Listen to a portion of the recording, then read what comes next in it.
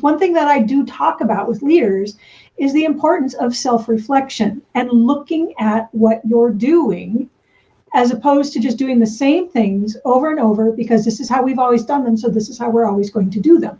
And in both of these situations, you've taken the time to self-reflect and understand where your place was in this micro universe and what you could do to be the most effective, to be the best leader, and not just the loudest roar in the jungle.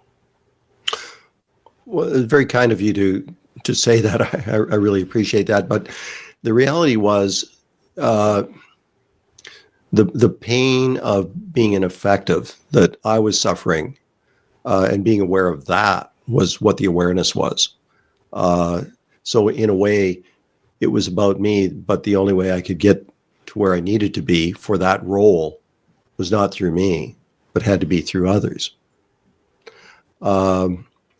But this brings up another thing, Melissa. It's the separation between the professional role and the personal role. And when you're in a job, let's say you're a manager or a leader, you have a professional role, you have a fiduciary accountability, you have a professional accountability, you have a role, and preferably that role is 9 to 5 or 8 to 4. And then at the end of the day, you want to be able to walk out the door, go home, and enjoy the rest of your life.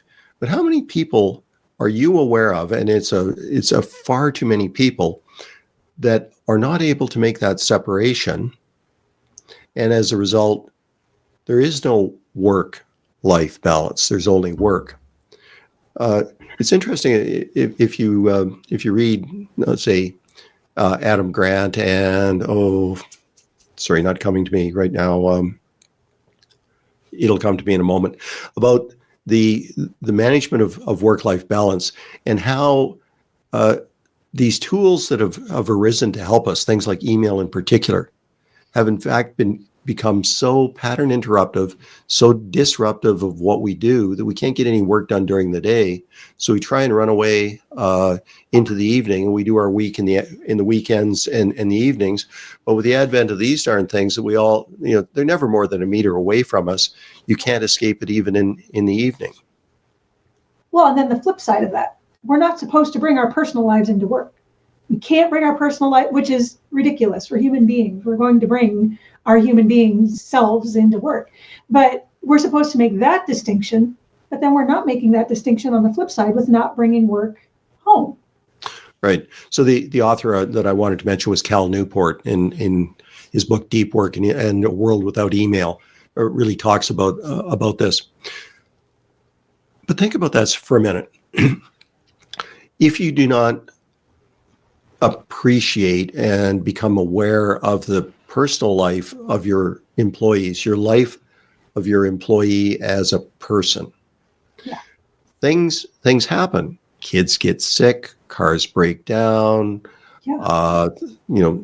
family members pass on, family members get sick, and the ability of someone to perform is hugely impacted by what's going on in their life. So if you expect them to come in and be a cog in the machine or purely a widget, they're not that.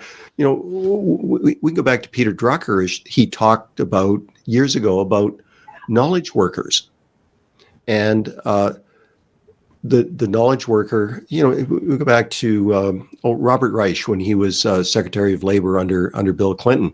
Mm-hmm. He talked about basically we're moving to two kinds of work, where you'll either be a manipulator of symbolic logic or a burger flipper. So service or intellectual. Look at what's happening now with the rapid advances that we have. We're moving into generative AI and the huge things that are advancing in that. What Reich said, 20 plus years ago is absolutely true today. But the deep advancement always happens with not just knowledge, but the wisdom. And that is the unique domain of a human. And that's where these people have it. Now, if you're not understanding what's involved in the well, we'll call it the care, maintenance, feeding, and growth of the performance of that, I use the pejorative term, machine, it'll break down and it won't work optimally. You've got to know your people.